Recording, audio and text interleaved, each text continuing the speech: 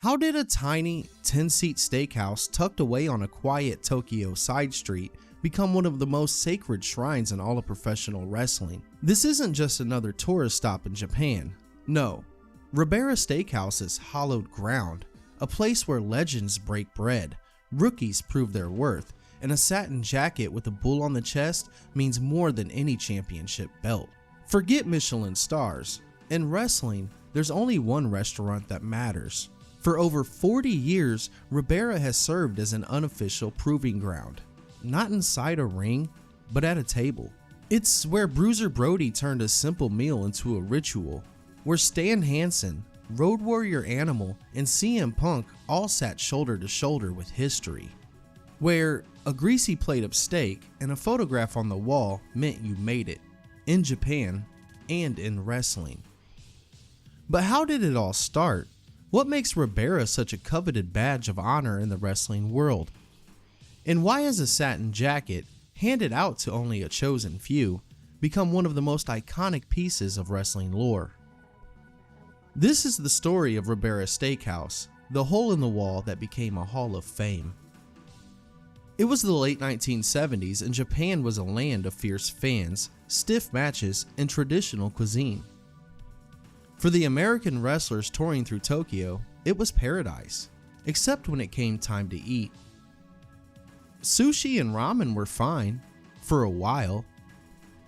But night after night, show after show, the craving always came back. Steak.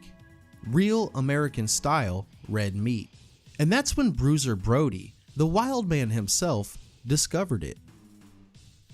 Tucked away in the Gatanda district of Tokyo, down a quiet street near the Meguro River, stood a hole-in-the-wall eatery that only sat 10 people at a time. A narrow strip of bar stools, a sizzling grill behind the counter, a steakhouse simply named Ribera. At the time, steak was a delicacy in Japan. Expensive, rare, and nearly impossible to find without a translator or some serious cash. But Ribera offered thick-cut, juicy, New York-style steaks at a price wrestlers could actually afford. And the owner, a soft-spoken man named Norikazu Yamaguchi, was welcoming, humble, and most importantly, willing to feed the giants. Yamaguchi didn't know much about wrestling, not at first, but Brody made an impression. He kept coming back, and more importantly, he brought his friends. Stan Hansen, the Funks, Abdullah the Butcher. Word spread quickly. There was a place in Tokyo where you could eat like you were back in Texas, and the owner would treat you like family. It wasn't just the food that made it special, it was the vibe, the laughter, the stories, the clanging of forks and the scent of garlic. For wrestlers far from home, Ribera became a safe haven. And then came the jacket. Legend has it, Brody asked Yamaguchi one day if he had any merch, a shirt, a logo, something to remember the place by. Yamaguchi didn't, but he knew a guy. A few days later, he handed Brody a gift, a satin bomber jacket, black with red trim, stitched with a bull's head on the chest and the name Ribera Steakhouse across the back. Brody wore it everywhere, on magazine covers, on tour, at press events. He turned that jacket into a walking billboard. And just like that, the legend was born. What started as a one-off gift for Bruiser Brody quickly evolved into something much more. By the early 1980s, the Ribera jacket had become more than just a souvenir. It was a statement, a status symbol, a mark that said, "I made it in Japan." And nobody wore it louder than the Road Warriors. Hawk and Animal weren't just dominant in the ring, they were walking fashion statements. Covered in face paint, spikes, and intensity, they looked like they were born in a Mad Max film. But outside the ring, they rocked satin Ribera jackets and the wildest pants the world had ever seen, Zubaz. Loud, zebra-striped, and about as subtle as a powerbomb on concrete, Zubaz and Ribera jackets became the ultimate tag team look. Animal himself said he must have had over 100 of them, every color combo imaginable. And when fans and wrestlers saw them strolling through airports or hotel lobbies in that outfit, there was no doubt who they were. The jackets weren't just handed out like candy, you had to earn them. Veterans like Stan Hansen, who was feared across continents, remembered how rare steak was in Japan at the time. A good meal at Ribera, plus the jacket, was like a rite of passage. You weren't a real wrestler until you had one in your bag. Chris Jericho once said, "You weren't an official wrestler unless you had a Ribera jacket."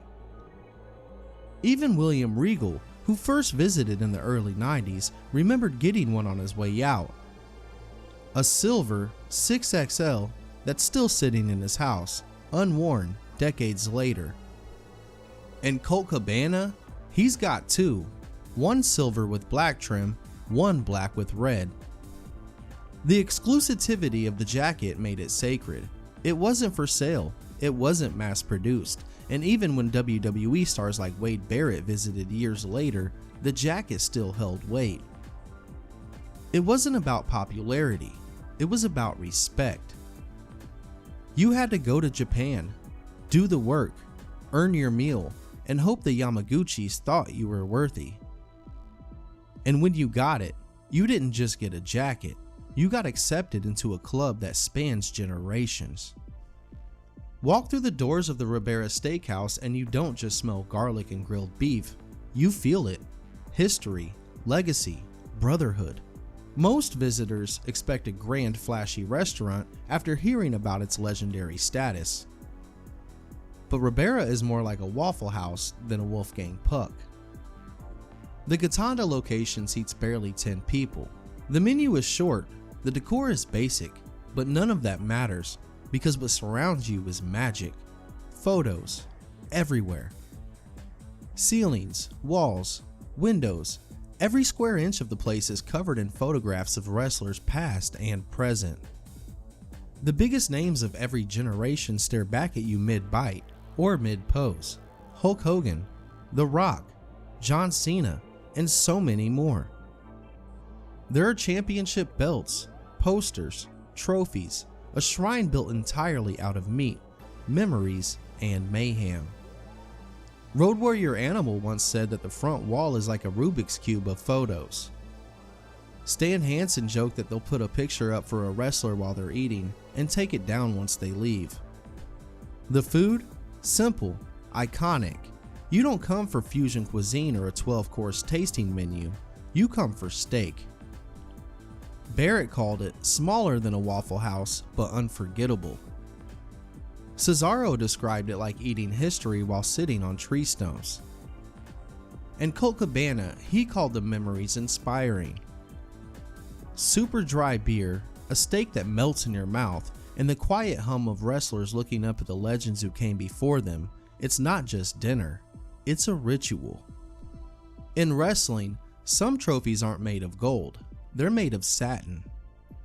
The Ribera jacket isn't just a gift, it's a badge, a rite of passage, a symbol that says you've been to Japan, you've paid your dues, you belong. For the legends of the 80s and 90s, it was a hidden treasure. For the stars of the 2000s, it became a goal. And for the new generation, it's become a holy grail. CMpunk once said the first person he saw wearing a Ribera jacket was Terry Gordy. Punk idolized those jackets. He even refused to accept one at first because by then, he said, everybody wound up going to Japan for a hot minute, so everybody wound up getting a Ribera Steakhouse jacket. But eventually, he took one, along with the matching Zubaz, because deep down, it still meant something.